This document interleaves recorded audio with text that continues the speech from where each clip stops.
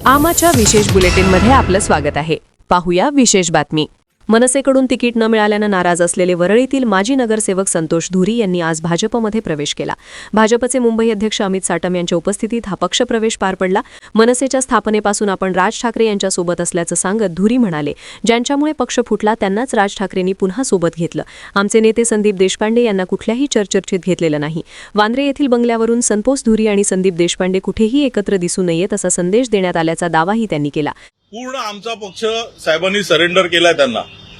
आज तुम्ही बघितलं असेल की आम्हाला म्हणजे ज्या सीट दिल्यात अशा सीट दिल्यात, दिसायला आकडा 52 आहे, पण ज्या सीट दिलेल्या आहेत त्या सीट तुम्ही जर बघितल्या तर त्यातल्या 7 ते 8 सीट येतील की नाही शंका आहे।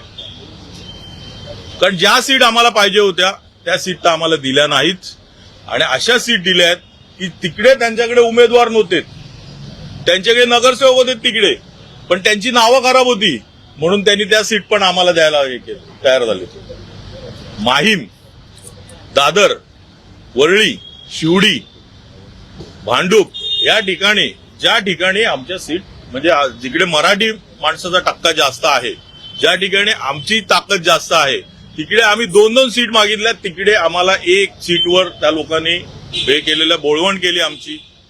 आणि आता पुढची महत्वाची गोष्ट अशी होती की आम्हाला या चर्चेमध्ये, मी तर काही नेता नाहीये, मला या चर्चेमध्ये सहभागी नाही केलं, मला कुठल्याही प्रकारचा राग नाही, मला सीट नाही दिली, मला कुठल्याही प्रकारचा राग नाहीये, कारण साहेबांनी आम्हाला भरपूर दिलं। परंतु आमचे नेते संदीपजी देशपांडे यांना कुठल्याही प्रकारच्या चर्चेमध्ये सहभागी केलं नाही, कुठेही त्यांना घेतलं गेलं नाही। वांद्याच्या बंगल्यावरून सांगण्यात आलं की हे दोघं जण कुठेही दिसले नाही पाहिजेत आणि हे जेव्हा आम्हाला कळालं त्याच्यानंतर आमची चर्चा झाली। देशपांडे साहेबांना सांगितलं मी, जर असं होत असेल तर बोलो राहण्यात काय अर्थ इकडे।